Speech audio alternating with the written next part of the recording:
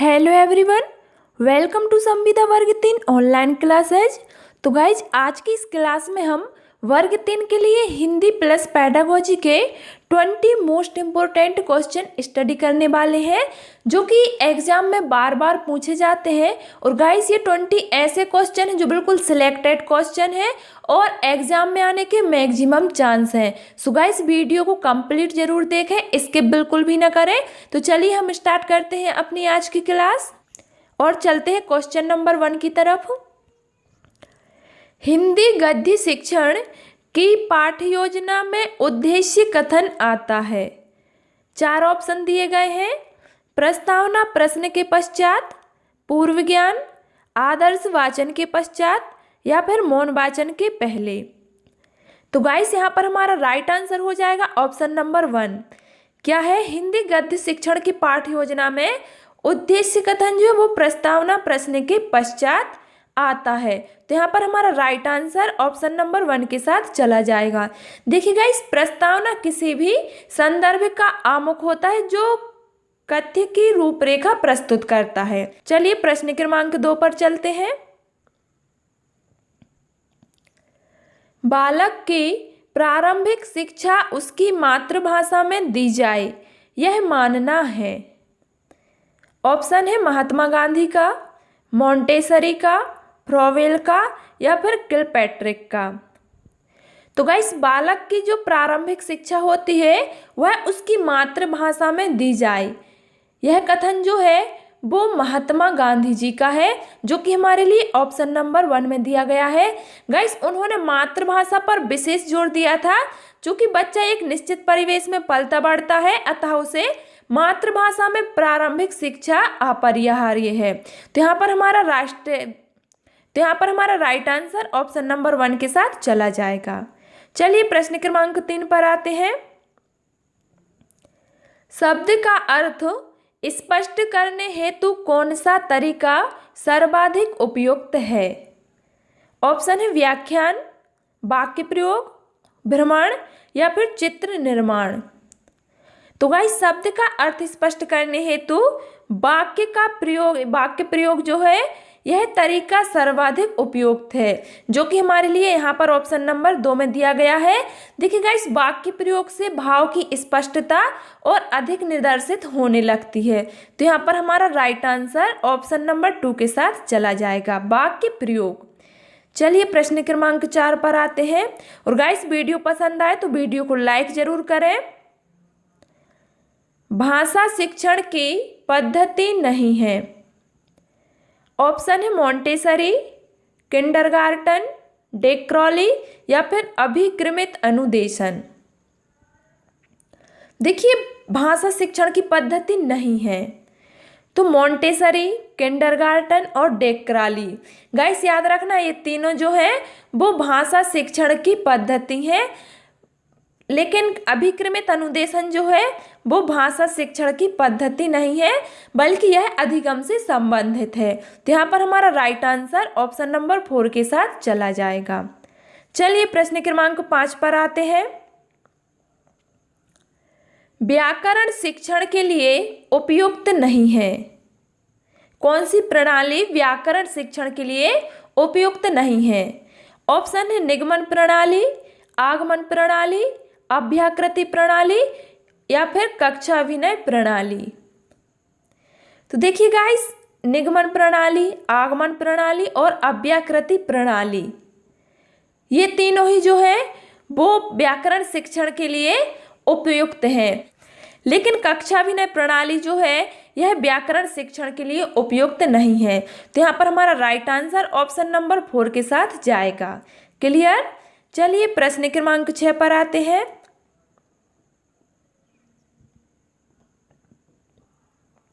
आनंद कादम्बिनी पत्रिका का प्रकाशन कहाँ से होता है?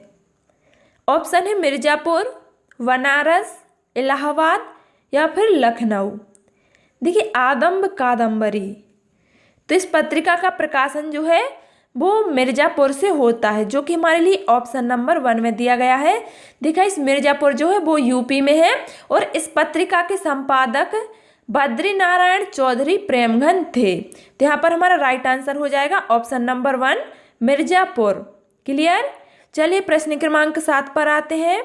गाइस वीडियो को लाइक जरूर करें। निरामिष किसे कहते हैं? ऑप्शन है मोक्ष का इच्छुक, मांस रहित भोजन, रात्रि में विचरण करने वाला, या फिर मृत्यु का इच्छुक।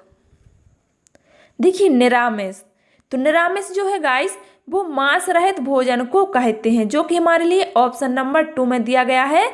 जबकि रात्रि में विचरण करने वाले को निशिचर, मोक्ष की इच्छा रखने वाले को मुमुक्षु कहते हैं। ठीक है, तो यहाँ पर हमारा राइट आंसर हो जाएगा ऑप्शन नंबर 2 मांस रहित भोजन। चलिए प्रश्न क्रमांक 8 पर आते हैं।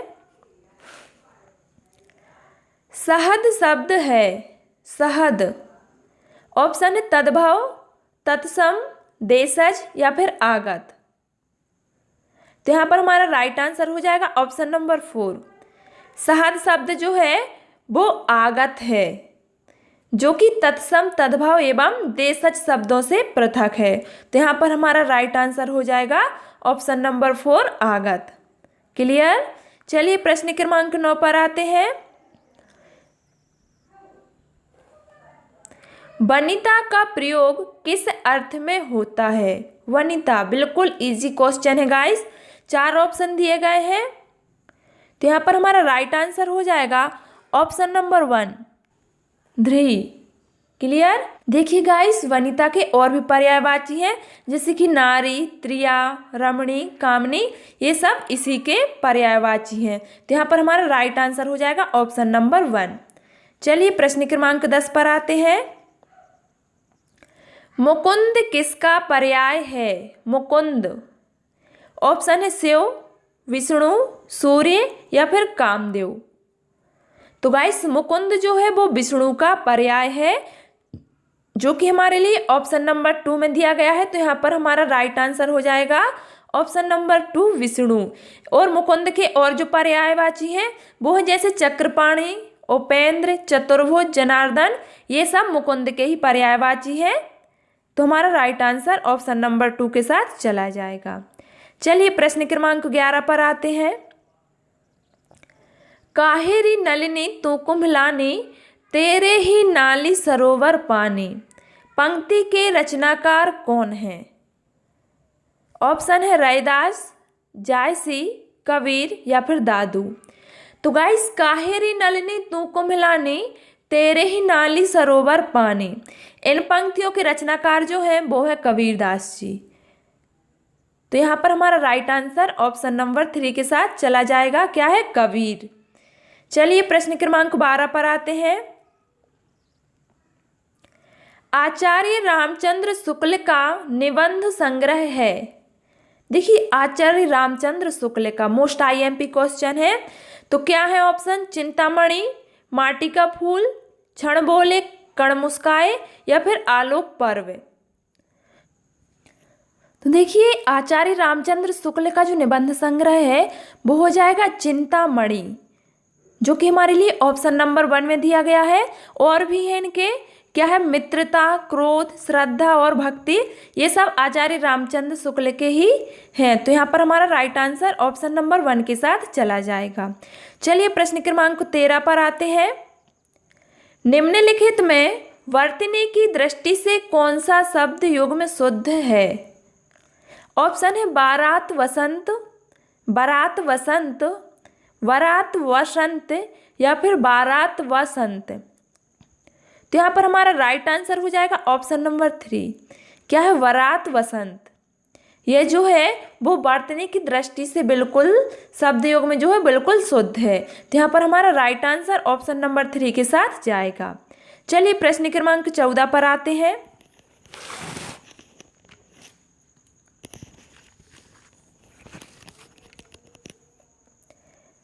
अर्ध स्वर है, अर्ध स्वर बताना है आपको। ऑप्शन है ई, उ, या, वा, ऋषि, रा, या फिर ऋषि और सा। अर्ध स्वर, तो यहाँ पर हमारा राइट आंसर हो जाएगा या और वा। ये दोनों जो हैं वो अर्ध स्वर हैं। कैसे? आ प्लस ई क्या हो जाएगा, या, और आ प्लस उ हो जाएगा आपका वा। तो यहाँ पर हमारा राइट आंसर हो जाएगा ऑप्शन नंबर 2 या और वा, ये दोनों अर्धस्वर हैं। चलिए प्रश्न क्रमांक 15 पर आते हैं। रमणीय में कौन सा प्रत्यय है? रमणीय, ऑप्शन है ईय, अनीय, रम या फिर रीय। देखिए रमणीय, तो इसमें जो प्रत्यय होगा वो हो जाएगा अनीय। रमणीय में अनीय प्रत्यय होगा। देखिए अनीय प्रत्यय के अन्य शब्द जैसे आदरणीय, उल्लेखनीय, अभिनंदनीय, इन सब में अनीय प्रत्यय होता है। तो यहाँ पर हमारा राइट आंसर ऑप्शन नंबर 2 के साथ चला जाएगा। चलिए प्रश्न क्रमांक 16 पर आते हैं। करपट का तद्भव रूप है। ऑप्शन है कारपेट, कपट, कपूर या फिर कपड़ा। देखिए गाइस, करपट का तद्भव रूप हो जाएगा कपड़ा, जो कि हमारे लिए ऑप्शन नंबर 4 में दिया गया है। तो यहाँ पर हमारा राइट आंसर ऑप्शन नंबर 4 के साथ चला जाएगा। क्लियर। चलिए प्रश्न क्रमांक 17 पर आते हैं। छत से ईंट गिरी वाक्य में कौन सा कारक है? ऑप्शन है संबंध कारक, अपादान कारक, अधिकरण कारक या फिर संप्रदान कारक। तो गाइस, छत से ईंट गिरी, इस वाक्य में अपादान कारक होगा। कैसे कि संज्ञा के जिस रूप से किसी वस्तु के अलग होने का भाव प्रकट होता है उसे अपादान कारक कहते हैं। तो यहाँ पर हमारा राइट आंसर ऑप्शन नंबर 2 के साथ चला जाएगा, अपादान। क्लियर। चलिए प्रश्न क्रमांक 18 पर आते हैं। महोर्मी का संधि विच्छेद है। ऑप्शन है महा प्लस उर्मी, महत प्लस उर्मी, महा प्लस उर्मी या फिर महत प्लस मर्मी। देखिए महोर्मी, तो महोर्मी का संधि विच्छेद हो जाएगा महा प्लस उर्मी, और इसमें गुण संधि होगी। क्या है? महा प्लस उर्मी। तो यहाँ पर हमारा राइट आंसर हो जाएगा ऑप्शन नंबर 3। चलिए प्रश्न क्रमांक 19 पर आते हैं। समष्टि का विपरीतार्थी शब्द है। समष्टि, ऑप्शन है अशिष्ट, विशिष्ट, अपुष्टि या फिर व्यष्टि। देखिए समष्टि, तो आपको पता ही होगा कि अशिष्ट का विपरीतार्थी होता है शिष्ट, विशिष्ट का होता है सामान्य, और अपुष्टि का होता है पुष्टि।